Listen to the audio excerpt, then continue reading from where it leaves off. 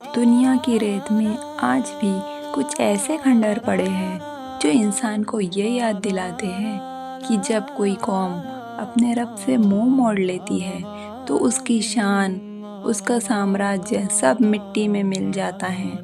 آج ہم بات کریں گے ان دو مہان لیکن گمراہ قوم کی، قوم عاد اور قوم سمود کی، جو اپنی طاقت پر گھمنڈ کرتی تھی، مگر اللہ کے ایک ہی جھونکے نے انہیں دنیا سے مٹا دیا۔ پرانے زمانے کی بات ہے، حضرت نوح علیہ السلام کی قوم کے بعد ایک نئی ذات پیدا ہوئی، قوم عاد۔ یہ لوگ احقاف نام کے علاقے میں رہتے تھے، جہاں ریت کے اونچے اونچے ٹیلے، ہرے بھرے میدان اور صاف آسمان تھا۔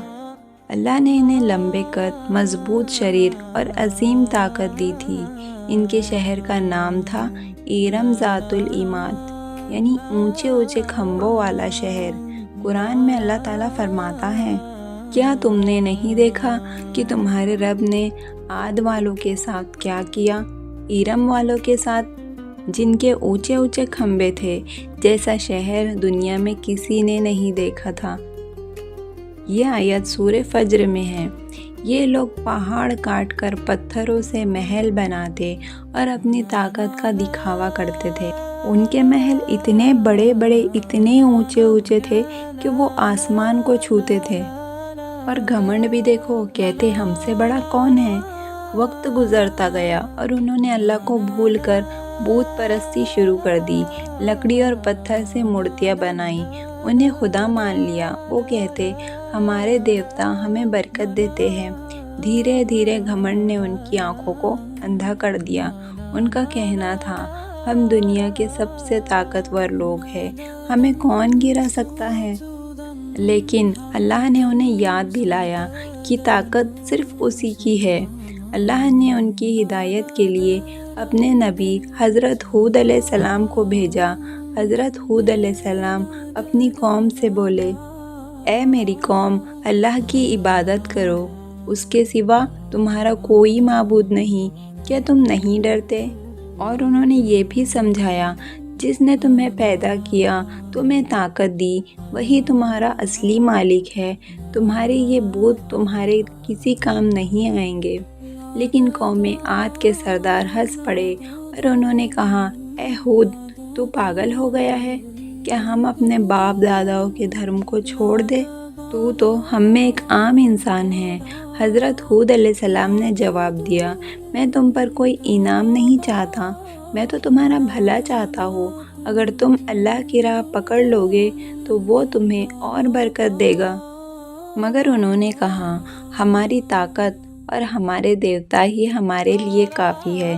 حضرت ہود علیہ السلام نے انہیں چیتاونی دی، اگر تم توبہ نہیں کرو گے تو اللہ کا عذاب تم پر آئے گا۔ لیکن وہ اور بگڑ گئے۔ انہوں نے مذاق میں کہا، اگر تیرے خدا میں دم ہے تو وہ عذاب بھیج کر دکھا دے۔ اور جب انسان اللہ کو للکارتا ہے تو پھر آسمان بھی گواہی دیتا ہے۔ اللہ نے ان کی سزا کا پہلا اشارہ دیا۔ بارش رک گئی، پیڑ سوکھنے لگے، ندیاں سوکھ گئی، جانور پیاس سے مرنے لگے۔ قوم عاد پریشان تھی، مگر پھر بھی انہوں نے توبہ نہیں کی، بلکہ کہا، اب ہمارے دیوتا ہی ہمیں بچائیں گے۔ پھر ایک دن آسمان میں کالا بادل اٹھا، لوگ خوش ہو گئے، دیکھو بارش آنے والی ہے۔ مگر حضرت ہود علیہ السلام نے کہا، یہ بادل رحمت کا نہیں، عذاب کا بادل ہے۔ اور پھر وہ تیز اور ٹھنڈی آندھی آئی جو 7 راتیں اور 8 دن تک لگاتار چلتی رہی۔ آندھی اتنی بھیانک تھی کہ لوگ آسمان میں اچھال دیے جاتے اور گر کر ٹکڑے ٹکڑے ہو جاتے، محل ریت میں دب گئے، پیڑ اکھڑ گئے اور پوری قوم مٹی میں مل گئی۔ قرآن میں ہے، ہم نے ان پر ایک تیز آندھی بھیجی جو ہر چیز کو ایسے ختم کر گئی کہ ان کے گھر ایسے رہ گئے جیسے کبھی آباد ہی نہ ہوئے۔ صرف حضرت ہود علیہ السلام اور ان کے ایمان والے ساتھی بچے۔ انہوں نے کہا، سبق لو اے انسانوں، طاقت کا گھمنڈ کبھی مت کرو، اللہ کے سامنے سب کمزور ہے۔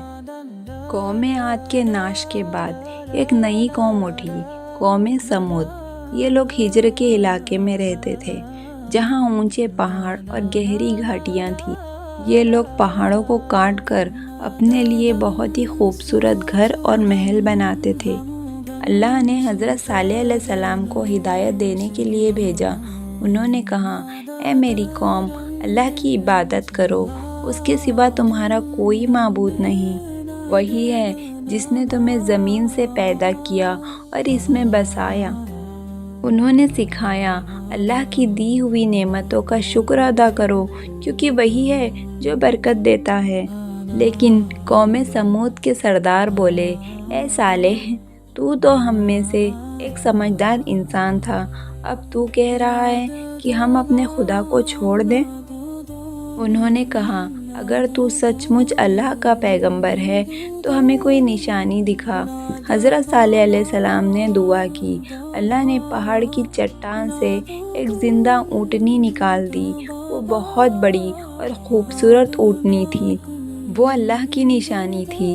حضرت صالح علیہ السلام نے کہا، یہ اونٹنی اللہ کی طرف سے ایک نشانی ہے، اسے نقصان مت پہنچانا۔ اس کا پانی پینے کا دن الگ ہوگا اور تمہارا دن الگ ہوگا۔